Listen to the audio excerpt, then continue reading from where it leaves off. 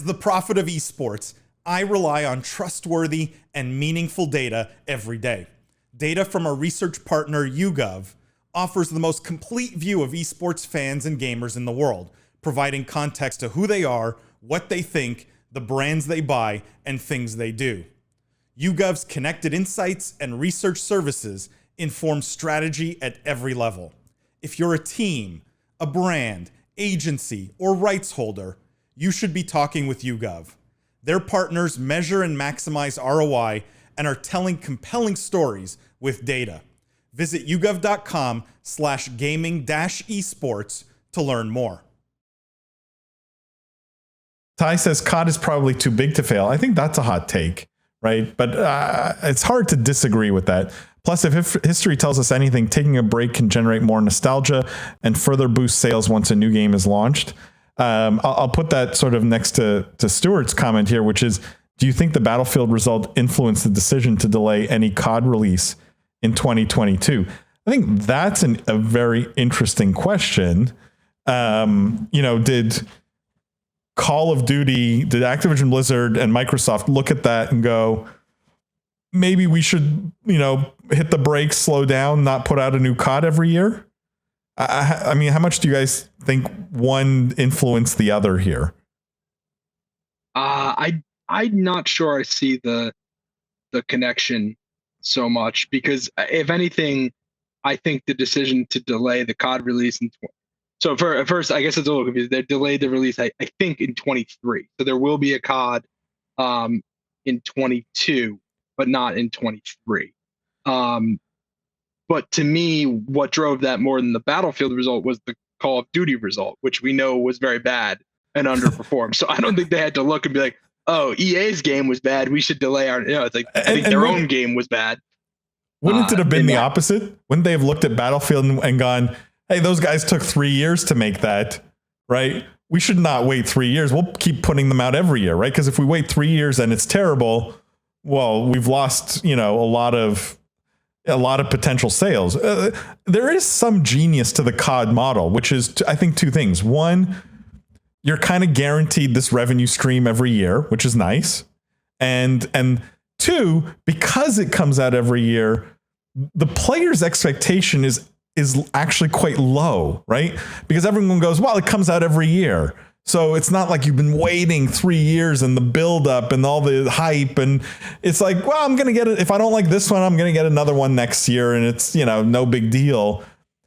Do we think that maybe there's some genius in the yearly release that is being missed here, and that may result in like more damage to these brands than actually, like, maybe the answer should be Battlefield should actually put out a new game every single year in the same way COD does. And Halo should put out it, right? Like, move faster, innovate more, less lowered expectations. Maybe you don't charge as much for it, or, you find a different model. Everything's all free to play or something like that. But I don't know if I sense that maybe you're being facetious, but if you are, I'm not. If it's a serious take, I don't think I agree with you. Right? Like, move fast and break things.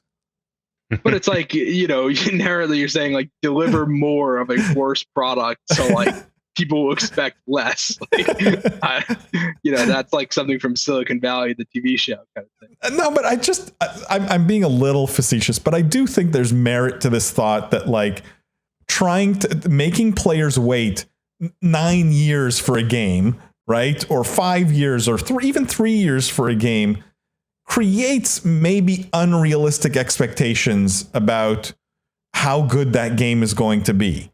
And maybe in the shooter world where, we're not talking about depth of story here and lore, and we're talking about how good is the gunplay, how good are the maps, right? Like, is the multiplayer functional? Maybe for first person shooters as a genre specifically, the faster release works better. I think you're right. I mean, that's why so many shooters have gone live service free to play. I mean, I think what you just described is pretty much that. So I do agree with that. And 100% we've seen these long dev cycles like Cyberpunk. I mean, the hype just gets, that game could never have done well or never have lived up to the hype. So I agree. Yeah. There. Eventually, you do need a good product, though, right? Like you just can't keep you can't just keep changing the name and expecting people to buy it when, right? Like eventually, it's going to catch up to you. So I think that I like the idea of the quick turnover to recover, but then that also maybe you have a great game, and then why, like with GTA 5, why would you cut that short? So yeah, I don't know. It's a hard thing to reconcile. But I'm also not a shooter. I think for shooters, also not a shooter for sure. Right? Like I'd love to see someone take this model to the extreme. And Fortnite maybe has taken it somewhat to the extreme, but like new content daily or new content like the game fundamentally changes. Maybe it's not even live service, but where you drop a new copy, a new version of the game every 6 months instead of every year, right? Why not a new COD every 6 months or every 4 months and take this to a total extreme? Let me just get caught up on some of these comments here. JC says gaming will be fundamentally changed by new tech and players. Signed, gaming noob. I mean, no question, JC. I think that those are total truisms. Robert, hello, welcome. Good to see you. Stuart says, do you think, I read this one. Six Cannon says, it's really funny to see Lindsay in a headset while in a new locale. Is the transfer from casual to mid-core gamer happening before my eyes? Alas, only the transfer from 13-year-old laptop to really nice gaming PC is happening. You just need to get a taste, Lindsay, and then you'll be hooked, right? It's so much better. I'm not used to dual screens. Crazy. Ty says, like Cyberpunk. Yeah, I think, Ty, that was the perfect example of taking way too long to make your game. Antonio says, I don't think COD has any competition other than Halo. That's kind of a hot take. No competitor to COD other than Halo. I to be honest, I wouldn't put Halo in the same league as COD. I mean, we talk about it in the same league because they're both shooters, but does anyone think this is a particularly spicy take, or do you all agree? Jimmy? I agree with you that I don't think Halo's even a competitor to COD. I think COD is king right now. And honestly, that's because they're riding off of a hot release from 2 years ago with Modern Warfare and Warzone, not because of, what was it, the one that came after Black Ops, I think, and then the most recent Vanguard. So it kind of shows, again, also with the yearly release and then the strength of that even if you have two bad ones, that one good one can ride you that far. So another point I think in your favor on that, Paul. But to Antonio's point, I don't think COD has competition either. I think Halo is having its moment in the sun right now because people missed it, but I don't think that makes it a competitor. Again, I think it's a heavy nostalgia play.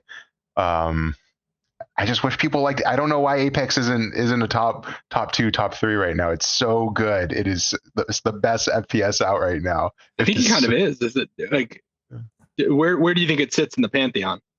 Apex? Right now? Yeah, it's probably number 3 behind COD and Halo, right? Ahead of Battlefield. In terms of what? How are we ranking them? Like popularity right now, not by revenue, but by players, monthly active users. Yeah, I mean, anecdotally, it's getting a lot more love than any of the other franchises. A lot more love. You see a lot more positivity around Apex than any of the other franchises. Now, how that translates to actual sales, we know they're generating hundreds of millions of dollars a month of revenue, right? We know the game is doing well. And I think what's interesting about Apex is very few complaints, right? Like they come out with an heirloom that costs like $100 or $120 to get the heirloom, melee weapon. And like, you don't see the backlash that you would see if that was COD and it was some in-game item that was $130 or $120. It's all we would read about for like a week. It's literally all you would read about. Stuart says they lose momentum, so the constant update / new release definitely works better. I agree. I'd like to see them get even more aggressive potentially with some of these, not less aggressive in terms of release schedules. Six Cannon says dual screens. Whoa, a Herculean leap in setup. Going back to single monitor will be jarring. I don't think comparing Halo and COD is possible anymore. There are too many notable FPS titles to compare to COD. Halo Arena and Unreal Tournament shooters are so distinct now. This is also true. There are subtleties that they're not all the same, but they do compete for the same player base, right? I think that's the